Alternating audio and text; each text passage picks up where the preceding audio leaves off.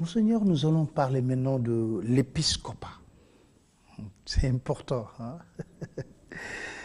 Est-ce que vous pouvez nous expliquer comment devient-on évêque dans l'Église?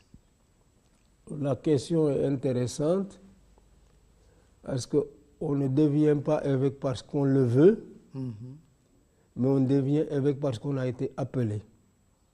Appelé, cela veut dire? Ça veut dire que c'est le pape, par ses services, qui nomme les évêques.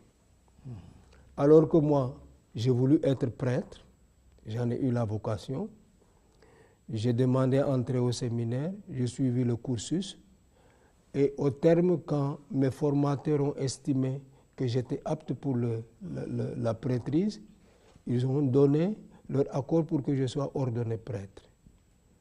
Mais on a la vocation d'être prêtre, j'ai envie de dire, on n'a pas la vocation d'être évêque. On est appelé à être évêque, mais on ne dit pas je veux être évêque. Ce ne sont pas des critères, mais c'est la discrétion du pape. C'est à la discrétion du pape, qui est un peu le fédérateur, l'élément fédérateur de la communion catholique. Et donc, évidemment, le pape ne travaille pas tout seul. Bien sûr. Quand il aura besoin d'un évêque, il utilisera les créneaux par lesquels on peut mener des enquêtes pour savoir si tel prêtre remplit les conditions pour pouvoir être appelé à l'épiscopat.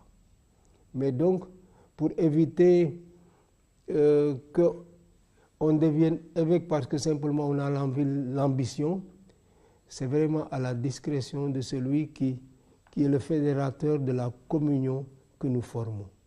Et donc c'est le pape le juge ultime pour appeler à l'épiscopat à travers ses services. Et bon, quand cela vous arrive, c'est quand même au terme d'une enquête. Il y a des candidats qui sont là. Par exemple, on a demandé aux évêques, les prêtres qui sont là au Sénégal aujourd'hui, qui d'après vous présenterait le profil pour devenir évêque? Il y a un certain nombre de noms qui ont été donnés.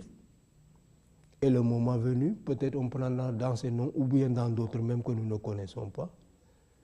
Et l'ambassadeur du pape, qu'on appelle le nonce apostolique, est chargé de mener les enquêtes à travers un questionnaire qu'il vous remet sous le sceau du secret.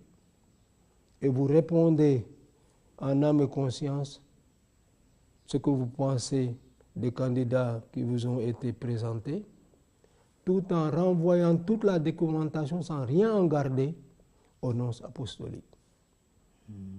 Et c'est lui qui transmet au service agréé à Rome les documents, les études préalables sont faites et les résultats sont présentés au pape. Il peut y avoir plusieurs noms et le pape finalement c'est lui qui choisit, c'est un tel, compte tenu de ceci et cela, il fait son choix. Comme ça qu'on devient évêque. Alors, une fois que cela est fait, il faut que le candidat donne son accord aussi. Donc, il y a un retour à la case départ. Le nonce doit convoquer la personne concernée pour lui dire, voilà, le pape François a décidé de vous nommer archevêque de Dakar. On attend de vous une réponse positive, quand c'est comme ça. C'est le terme, on attend de vous une réponse positive. Hein? Oui, en fait, c'est ce qu'on attend de vous. Et puis, si en tout cas vous dites oui, il est arrivé que des gens disent non. Hein? Mais si vous avez dit oui, la nouvelle reste secrète jusqu'au jour décidé où ça sera publié tel jour, à telle heure, heure de Rome, heure locale. Voilà, c'est comme ça que ça se passe. Alors, en 2001, vous avez été nommé évêque de Kaolack par le pape. Comment vous avez appris la nouvelle? J'étais curé à Malenfant. Malenfant, oui. Oui. Dans mon bureau.